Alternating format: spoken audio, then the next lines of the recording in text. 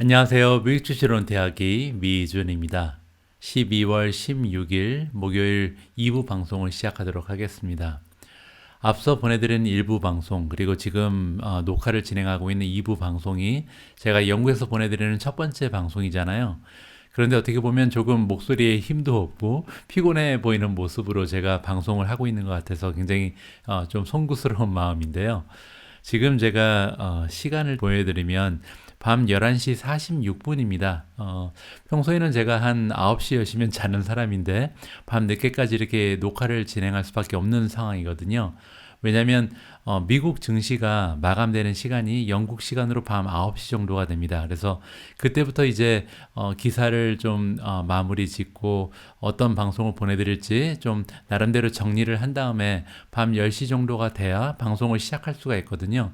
그래서 1부 방송을 마무리하면 이제 11시가 넘어가고 지금 2부 방송을 시작할 때 이미 11시 46분이나 되는 상황이라서 조금은 피곤한 마음으로 방송을 보내드리고 있습니다.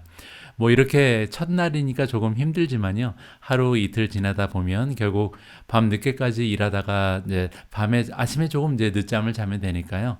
적응이 될 것으로 생각합니다. 그래서 아직은 조금 좀 낯선 그 장소에서 낯선 시간대에 제가 이렇게 방송을 녹화하고 있기 때문에 전반적으로 방송의 퀄리티가 떨어질 수밖에 없다는 점 다시 한번 여러분들께 좀 말씀을 드리고 싶습니다. 자, 그러면 12월 16일 2부 방송 바로 시작합니다. 오늘 2부 방송의 첫 번째 소식은요, 굉장히 좀 간단한 수치가 나와 있는 기사를 준비했습니다. 인스타그램, 그러니까 우리가 메타라고 부르는 기업에 가지고 있는 여러 가지 플랫폼 중에 하나잖아요. 이 메타가 가지고 있는 플랫폼이 여러분들 잘 아시는 페이스북, 그리고 인스타그램, 왓츠앱, 그리고 메신저가 있는데요. 그 중에서 이제 인스타그램이 가장 사용자가 적었습니다. 물론 이제 메신저는 페이스북에 이제 붙어 있는 하나의 기능이라고 보시면 될 것 같고요. 자, 인스타그램이 드디어 20억 명의 사용자를 갖추게 됐다. 엄청난 수치잖아요. 그리고 이제 20억 명을 계산할 때 사용된 그 방식은 뭐냐면 monthly active user다. monthly active user는 뭐냐면 적어도 한 달에 한 번쯤은 이제 들어와서 사용을 하는 이러한 활성 유저를 얘기합니다. 자, 20억이라는 숫자가 어떤 의미가 있는지 한번 보시죠. 자, 이 CNBC의 레포트에 따르면 이번에 이제 드디어 20억 명의 monthly active 유저를 가지게 된 것이 인스타그램이라는 그 서비스 플랫폼이고요. 2018년 6월, 그러니까 한 3년 반 전에 인스타그램이 발표를 한 적이 있습니다. 그때 이제 10억 명이 드디어 이제 돌파가 된 거거든요. 따라서 10억에서 20억으로 더블이 되는데 걸린 시간이 지금 3년 반이다. 굉장히 빠른 시간에 이렇게 10억 명이나 되는 사용자 수를 증가시킨 것은 굉장한 그런 성장 추세라고 우리가 인정을 해줘야 될 것 같습니다. 그 이후로는 이제 업데이트가 없었는데 이번에 이제 갑자기 20억 명이 돌파됐다고 발표를 해준 거죠. 페이스북은요, 여러분들 참고로 29억 명이나 되는 사용자를 확보한 상태고요. 그리고 왓츠앱 역시도 25억 명이 전 세계적으로 사용을 하고 있는 이러한 그 채팅 툴입니다. 따라서 지금 메타라는 기업은요, 그들이 가지고 있는 3대 플랫폼이 모두 20억 명을 돌파하는 굉장한 기염을 토하고 있습니다. 페이스북이 29억 명, 왓츠앱이 25억 명, 그리고 마지막으로 인스타그램이 드디어 20억 명을 돌파했다. 자, 이렇게 많은 유저를 확보하고 있는 메타 플랫폼즈는요, 나중에 만약에 이 메타버스라는 가상 공간이 이제 우리 실생활에 이제 찾아올 때쯤 되면 가장 좀 강력한 모습을 보일 가능성이 높죠. 왜냐면 메타버스라는 것이 존재하기 위해서는 세 가지가 필요하다고 보통 얘기를 하거든요. 첫 번째가 이제 하드웨어가 필요하겠죠. 우리가 가상현실을 느낄 수 있는 굉장히 좀 고도로 발전된 테크놀로지를 탑재한 이러한 하드웨어가 필요한데 이것이 첫 번째고요. 두 번째가 이제 플랫폼이 필요하겠죠. 우리가 이제 가입을 하는 플랫폼. 세 번째로 이 안에 들어가서 마음껏 뛰어놀 수 있는 뭔가 활동을 할 수 있는 이런 유저들이 필요한데 이 유저의 숫자가 지금 메타 같은 경우는 3대 플랫폼을 합쳐서 엄청난 숫자가 지금 발견이 되고 있는 거잖아요. 따라서 지금 메타 플랫폼즈가 앞으로 메타버스에서 가장 좀 월등한 모습을 보여줄 가능성이 점점 커지고 있다는 것을 이번 기사를 통해서 다시 한번 확인을 해볼 수가 있었습니다. 바로 앞에 기사에 등장한 메타 플랫폼즈도 그랬고요. 이번 기사에 등장하는 기업 역시도 최근에 이제 기업의 이름을 바꿔서 방송을 진행하는 제 입장에서는 조금 헷갈립니다. 자, 이번 기사는 블록이라는 기업이 등장을 하죠. 블록은 여러분들 잘 알고 계신 것처럼 스퀘어의 새로운 이름입니다. 자, 스퀘어, 즉 블록이 이번에 도입을 했다라고 나와 있죠. 캐시앱의 새로운 피처라는 것은 이제 기능이라고 해석을 하시면 됩니다. 캐시앱이 새로운 기능을 이번에 탑재를 했는데 어떠한 기능이냐면요. 사용자들이 비트코인을 선물할 수 있게 도와주는 그런 기능이 드디어 이제 선보이게 됐다는 반가운 소식입니다. Just in time이니까 이제 홀리데이 시즌이 시작되고 있잖아요. 이제 다음 주면 크리스마스죠. 따라서 크리스마스 시즌이 시작되는 바로 이제 적절한 시기에 이러한 기능이 이제 선보여지게 됐다. 굉장히 좀 시기적절한 이러한 기능이라고 보시면 될 것 같습니다. 자, 블록이라는 기업에서 이번에 런칭을 한다. 새로운 캐시 앱의 특성이라고 이제 해석을 해도 되고 기능이라고 해석을 해도 될 것 같고요. 기능이 이번에 소개가 됐는데 이 기능은 언제 이용하는 거냐면 우리와 같은 사용자가 선물을 줄 수 있는데 이 선물이요, 스톡, 즉 주식을 선물할 수도 있고 아니면 비트코인을 선물할 수도 있다. 굉장히 좀 재미있겠죠? 저 상상을 한번 해보죠. 여러분들과 제가 만약에 이제 이 미준이라는 커뮤니티를 통해서 이제 가까워졌는데 제가 여러분들께 뭐 감사의 표시로 주식을 이렇게 선물할 수 있다. 굉장히 좀 재미있고 좀 편리한 기능이 될 수가 있겠죠. 자, 이번에 캐시앱의 이 기능을 가지고 어떠한 식으로 이제 운영이 되냐면 주식을요 1달러까지도 보낼 수 있다. 따라서 이제 소수점 투자 그런 건 이제 우리가 많이 들어봤잖아요. 그러한 식으로 주식을 한 주를 보낼 필요가 없이요. 그냥 1달러어치만 보낼 수 있고 뭐 비트코인도 마찬가지로 1달러치만 이렇게 선물로 줄 수 있다. 굉장히 좀 편리한 기능인 것 같습니다. 자, 그래서 이 보내는 방식은 우리가 현금을 송금하는 것처럼 굉장히 손쉽게 할 수가 있는 것 같고요. 더 중요한 것은 뭐냐면 여러분들이 갖고 있는 주식이나 비트코인을 선물하는 것이 아니고 내가 만약에 주식을 갖고 있지 않아도 아니면 비트코인을 갖고 있지 않아도 직접 이렇게 사서 바로 보낼 수 있는 그런 기능이라고 보시면 될 것 같습니다. 자, 로빈후드 역시도 이렇게 크립토를 선물로 줄 수 있는 특성을 드디어 이제 조금 있다가 출시한다라는 이런 계획을 발표한 적이 있다. 이렇게 나와 있죠. 따라서 앞으로 이러한 그 선물 기능이 확대가 된다면 아무래도 크립토나 아니면 주식에 투자하는 인구가 점점 더 늘어날 가능성이 높아질 수 있다. 굉장히 좀 긍정적인 소식이라고 저는 개인적으로 판단을 하고 있습니다. 이 방송을 시청하고 계신 분들께서는 혹시 중국 주식에 투자를 진행하고 계신지 모르겠습니다. 이번 기사를 보면요, 중국 주식에 투자하는 분들께는 굉장히 좀 무서운 소식이 전해지고 있거든요. 참고하시라고 제가 한번 여러분들과 공유를 해볼까 합니다. 자, 알리바바가 이번에 차이니즈 그 주식의 그 하락을 주도하고 있다라고 지금 나와 있는데요. 그 이유가 뭐냐면 디리스팅, 즉 상장 폐지에 대한 걱정이 굉장히 좀 가열화되고 있다. 따라서 이렇게 될 가능성이 높다라고 지금 걱정이 심화되고 있다. 이렇게 해석이 가능합니다. 자, 알리바바가 지금 6% 정도 수요일 날 떨어지고 있다. 결국은 조금 회복을 했습니다. 3.4% 정도 떨어지면서 마감을 했는데요. 그 외에 여러 가지 중국의 테크 기업들의 종목들이 굉장히 좀 좋지 않은 모습으로, 레드라는 것은 이제 마이너스를 얘기하는 거거든요. 주가가 떨어지고 있는 추세를 보이고 있다. 이렇게 해석이 가능합니다. 그 이유는 뭐냐면요, 최근 들어서 새로운 그 스페큘레이션, 추측이라고 해석이 가능하고요, 루머라고 생각해도 좋을 것 같습니다. 루머가 하나 발생을 한 것 같은데 가능성에 대한 루머다. 어떠한 가능성이냐면요, 베이징은 이제 중국 정부를 얘기하죠. 중국 정부가 그 미국 주식 시장에서 이번에 중국 기업들을 상장 폐지할 것을 아마 요구할 가능성이 높다. 이러한 그 루머가 돌면서 중국 기업들의 주가가 동시다발적으로 빠지고 있다. 이렇게 우리가 해석을 해볼 수가 있습니다.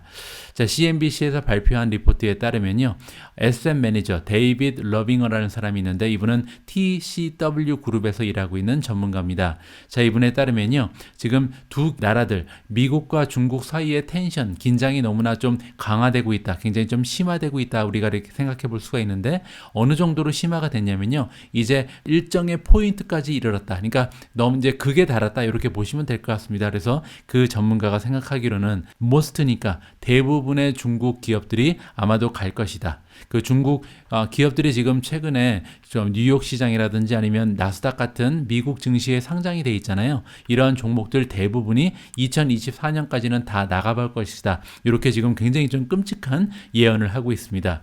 자, 내가 생각하기로 대부분 굉장히 많은 중국 기업들은요, 지금 미국 시장에 상장돼 있는 이 기업들은 에센셜리 게임 오버, 게임이 끝났다. 그러니까 이제는 갈 때까지 갔다, 떨어질 일만 남았다, 이렇게 지금 생각하는 것 같습니다. 따라서 중국 기업에 투자를 하고 계신 분들이 계신다면 조금 슬픈 그런 기사의 내용인 것 같은데요.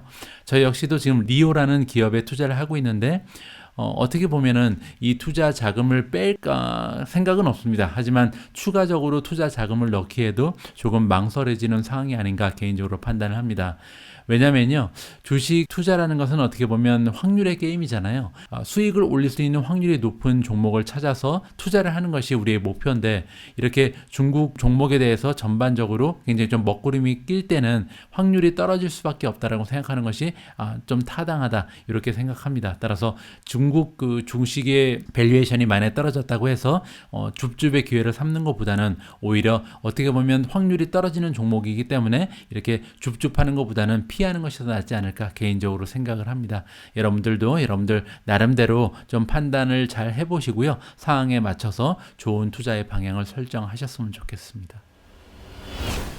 최근 들어서 주가가 무섭게 떨어진 종목 중에 하나가 바로 프로테너인 것 같은데요. 다행히 프로테너가 좋은 소식이 하나가 전해지면서 어제는 3.2% 정도 잠깐 회복하는 모습을 보였습니다. 자, 이번 기사의 제목을 보시면 프로테라가 언베일했다, 발표를 했다는 거거든요. 자, 계획을 발표했는데 어떤 계획이냐면 전기차 배터리 공장을 이번에 새로 설립한다. 굉장히 좀 좋은 소식이라고 할 수가 있겠죠. 자, 프로테라가 발표를 했는데요. 계획을 발표했습니다. 자, 오픈을 한다. 새로운 전기차 배터리 시스템을 만드는 제조 공장을 사우스캐롤라이나 쪽에 이번에 설립을 한다라는 굉장히 반가운 소식이 전해졌고요. 이 공장에서는 배터리 시스템을 제조를 하게 되는데, 이 배터리 시스템은 커머셜 일렉트로닉 비클이니까 상업용 전기차에 활용이 되는 이러한 배터리 시스템이라고 보시면 될 것 같습니다. 뭐 예를 들어서 배달 차량이라든지 아니면 이제 화물용 트럭을 만드는데 이용하는 배터리고요. 아니면 그 산업용 장비 그리고 버스에도 들어간다고 합니다. 따라서 이렇게 상업용 자동차에 특화되어 있는 배터리를 제조할 수 있는 공장이 하나 더 들어선다. 이렇게 우리가 기대를 해볼 수가 있는 거죠. 자, 프로테라에 따르면 굉장히 좀 이번에 책임감 있게 이 계획을 좀 밀어붙일 것이라고 이제 자신 있게 얘기를 하는데요. 최소한 76밀리언 7,600만 달러 정도를 투자를 할 것이라고 나와 있습니다. 자, 그리고 에디셔널 인베스트먼트니까 여기에 그치지 않고요. 여기보다 더 많은 금액을 추가적으로 계속해서 투여를 할 것이다라고 지금 나와 있습니다. 몇 년에 걸쳐서 앞으로 그럴 것이라고 얘기하는 거고요. 자, 이번에 새롭게 만드는 EV 배터리 공장은 2022년 내년 하반기에 런칭을 할 예정이라고 나와 있습니다. 자, 그리고 이번에 이제 사우스 캐롤라이나에 만드는 새로운 공장은요, 프로테라가 가지고 있는 공장에서 세 번째 공장이 될 것이다라고 나와 있죠. 그 얘기는 뭐냐면 적어도 배터리 쪽에서는 이 수용력이 한 50% 정도 올라간다고 볼 수가 있겠죠. 만약에 이번에 세 번째 만드는 그 배터리 공장의 규모가 첫 번째, 두 번째랑 비슷하다면 생산 규모가 한 50% 정도 증가하겠구나. 그러면 이제 매출도 따라서 증가하고 상승할 수 있는 여력이 생긴다. 따라서 굉장히 좀 반가운 소식이라고 우리가 생각을 해볼 수가 있을 것 같습니다. 오늘 일부 방송에서는 그 로블록스의 주가가 굉장히 많이 떨어졌다는 말씀을 드렸는데요. 자, 이번에 또 한 종목이 굉장히 좋지 않은 주가의 흐름을 어제 보였습니다. 시장 지수는 모두 올라가고 있는데 로크는요, 주가가 8%나 급락을 했거든요. 굉장히 좋지 않은 소식이 있었나 봅니다. 자, 로크의 주가가 디핑 떨어지고 있다. 수요일날 떨어지고 있는데요. 그 이유는 뭐냐면 모간 스탠리라는 투자 기관에서 이번에 슬래시를 했다는 것은 쳐버렸다는 거거든요.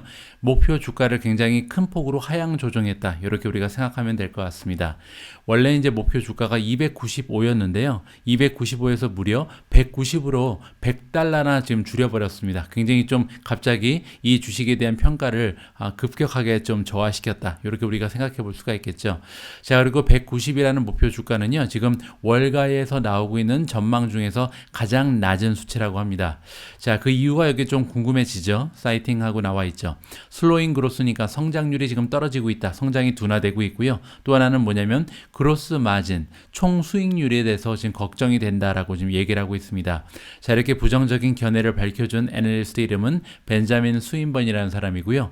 이번에 reiterate 했다. 다시 한번 확인을 해보준 거죠. 따라서 underweight이니까 매도 의견을 다시 한번 준 것 같고요. 자, 그러면서 뭐라고 얘기하냐면 주가가 레그 됐다는 것은 그 지수보다 떨어졌다는 얘기입니다. 어느 정도로 많이 떨어졌냐면 56% 정도 언더퍼폼하고 있다. 따라서 시장의 퍼포먼스에 비해서 굉장히 좋지 않은 하락세를 보여주고 있는 주식이 로쿠다라고 얘기하고 있고요. 언제부터 그랬냐면 2분기에 어닝을 발표를 8월 달에 했는데 그 이후로 이렇게 좋지 않은 모습을 보여주고 있다라고 정리가 가능합니다.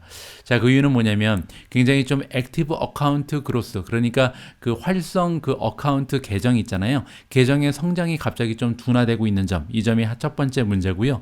두 번째로 작년에 비해서 지금 컴패러슨은 뭐냐면 작년 대비 몇 프로 성장 이렇게 우리가 보통 얘기를 하잖아요. 그런데 작년에 워낙 좋았기 때문에 작년과 비교를 할 때 어떻게 보면 굉장히 좀 좋지 않은 평가를 받을 가능성이 높다는 거죠. 이렇게 좀 불리한 위치에 있고 이러한 그 불리한 위치 때문에 결국은 매출이 좀 성장이 둔화될 가능성이 높고 또 하나는 뭐냐면 성장이 둔화된다는 것은요 어떻게 보면 경쟁사랑 좀 많은 경쟁을 하고 있다는 그런 얘기가 되거든요. 따라서 이 로쿠라는 기업이 이러한 그 위기를 탈피하기 위해서는 어쩔 수 없이 가격을 인하하면서라도 경쟁력을 강화시키려고 노력을 할 거고 그렇게 되면 총 수익률에 문제가 생길 수 있다. 이렇게 지금 걱정을 하는 것 같습니다. 따라서 성장이 저하되고 있고 따라서 결과적으로 마진도 떨어질 가능성이 높기 때문에 로쿠의 좀 미래가 어둡다 이렇게 보기 때문에 지금 목표 주가를 190으로 굉장히 좀 큰 폭으로 낮췄다 이렇게 이해하면 좋을 것 같습니다.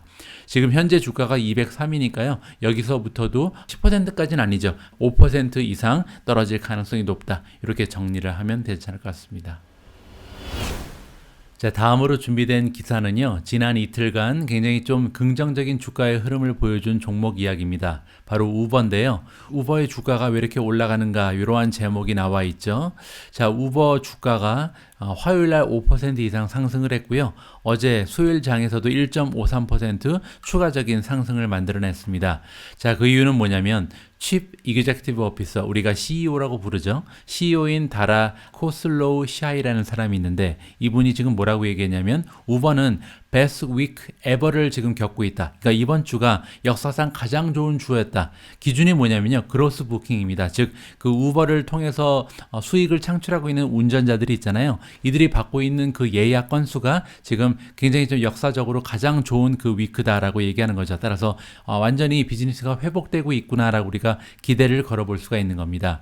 자, 우버의 CEO가 얘기하기를 이 기업이 on the way니까 가는 중이다. 리칭이라는 것은 도달한다는 얘기거든요. 따라서 지금 에비타 포캐스트가 이제 다음 분기에 발표를 할 텐데 이 에비타의 전망치가 거의 이제 하이엔드니까 가장 좋은 그런 지점까지 올라가고 있다. 굉장히 긍정적인 메시지를 시장에 안겨주고 있습니다. 자, 이 CEO에 따르면요. 오버럴 모빌리티 비즈니스, 그러니까 우버라는 종목은 원래 이제 그 배달 앱도 있고 그리고 이제 차량 공유 서비스를 제공하는 기업이잖아요. 이쪽으로 이제 모빌리티라고 우리가 부르죠. 이 모빌리티 그 매출이 지금 보면은 팬데믹이 시작하기 전까지의 그 단계까지 거의 회복이 되고 있다. 어느 정도로 회복이 되냐면요. 거의 90%까지 회복이 된 것으로 나와 있습니다. 이제 10%만 더 따라가면 결국 팬데믹 전 수준까지 올라갈 수 있다. 굉장히 좀 긍정적인 뉴스고요. 그뿐만이 아닙니다. 우버가 새롭게 만들어내고 있는 그 두 번째 매출의 그 수익원이 있죠. 바로 광고인데요. 자, 우버 그 앱을 이용하신 분들은 좀 알고 계시겠지만 이 우버 앱을 통해서 차량을 예약하고 나서 어디쯤 왔나 이렇게 볼 때 배너 광고 같은 게 붙거든요. 여기에서 이제 추가적인 매출을 만들어내고 있는데 이쪽도 지금 기대치를 훨씬 넘어서고 있고 그리고 프로핏도 만들어내고 있다. 굉장히 좀 좋은 소식입니다. 자, 이번 달 초에 UBS라는 투자기관, 유나이티드 뱅크 오브 스위tzerland거든요. 스위스 뱅크가 뭐라고 얘기했냐면 우버의 주가는 80까지 올라갈 수 있다. 지금 현재 주가가 37.83이거든요. 따라서 그 얘기는 뭐냐면 앞으로 100% 이상 올라갈 가능성이 있다라고 지금 굉장히 긍정적인 전망을 해준 바가 있습니다. 과연 UBS의 전망처럼 우버의 주가가 앞으로 1년 내에 100% 이상 껑충 뛰어 오를 수 있을지 주주의 입장에서는 굉장히 좀 기대감을 가지고 계속 지켜봐야 할 것 같습니다. 자, 12월 16일 방송을 마무리할 차례입니다. 자, 오늘 방송의 마무리는 굉장히 오래간만에 오미진님과 함께 힘을 합쳐서 준비한 자막 방송인데요. 자, 포웰 의장이 지금 그 스크린에 나와 있죠. 자, 이번에 연준 의장이 과연 FOMC 미팅을 마치고 나서 기자회견에서 어떠한 메시지를 시장에 던져줬는지 여러분들께서 직접 한번 들어보시고 확인을 해보시면 좋을 것 같아서 준비를 했습니다. 자, 이번 짧은 영상에 따르면요, 파월 의장이 인플레이션에 대해서 그의 견해를 얘기해 주거든요. 인플레이션이 굉장히 중요하죠. 왜냐면 인플레이션 때문에 뭐 금리 인상도 우리가 생각해 볼 수 있는 거고 테이퍼링이 좀 빨라지는 이유도 역시 인플레이션의 영향이거든요. 따라서 연준 의장이 인플레이션에 대해서 어떠한 견해를 갖고 있는지 이 부분에 우리가 포커스를 맞춘다면 앞으로 시장의 모습을 어느 정도 좀 예상을 해볼 수 있다. 이러한 그 기대를 우리가 해볼 수가 있는 겁니다. 자, 연준 의장의 굉장히 좀 좋은 목소리로 그의 의견을 직접 한번 들어보시고요. 오늘 방송 역시 마지막까지 끝까지 함께 해주신 모든 분들께 다시 한번 감사의 말씀을 드리고 싶습니다. 자, 오늘 방송 퀄리티 굉장히 떨어졌는데요. 여러분들 끝까지 함께 해주셔서 고맙고요. 앞으로 하루 이틀 지나면서 예전에 좀 모습을 되찾을 수 있을 거라고 개인적으로는 기대를 하고 있습니다. 내일은 조금 더 컨디션 올려서 여러분들께 밝은 모습 보여드릴 수 있도록 하겠습니다. 우리 모두가 미국 주식 투자로 은퇴하는 그날까지 다 함께 화이팅입니다. 행복한 하루 되세요. 감사합니다. Mr. Chairman, the median forecast for inflation in this month's or this meeting's economic projections has been revised up significantly for 2021, but barely moved for 2022 and 2023. You've said you expect inflation to fall significantly. Is that because you're going to raise interest rates or because the virus is going to fade and the effects are going to fade? In other words, is it a question of when, not if you raise interest rates? And does it suggest that maybe your critics are correct and you might be afraid you're behind the curve? So actually, I'm looking at the SEP here, and the median forecasts for core and headline inflation did move up by 0.4 each. So that's a significant, in an SEP, that's a pretty significant move up. It's based on both of those things, I suppose. I do think there's a broad expectation among forecasters, including our own, that the bottlenecks will alleviate sometime over the course of this year. If you look at where blue chip forecasts are, which is the group of well-resourced large forecasting operations with a long track record, they'll show inflation coming back down significantly toward the back end of next year. I would say, though, as well, that our policy should begin to have an effect. There will be a lag, but it should begin to have an effect on that as well. That's the most likely case.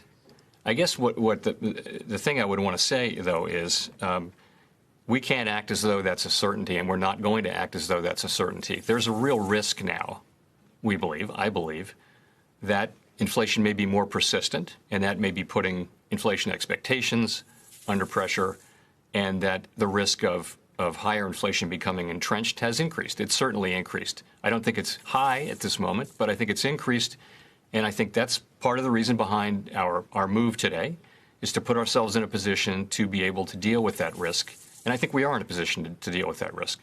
We need to see more data. We need to see how the inflation data and all the data evolve in coming months, but we are prepared to use our tools to make sure that higher inflation doesn't get entrenched. For one reason, as I just mentioned, it's one of the two big threats, the other being the pandemic itself, to getting back to maximum employment.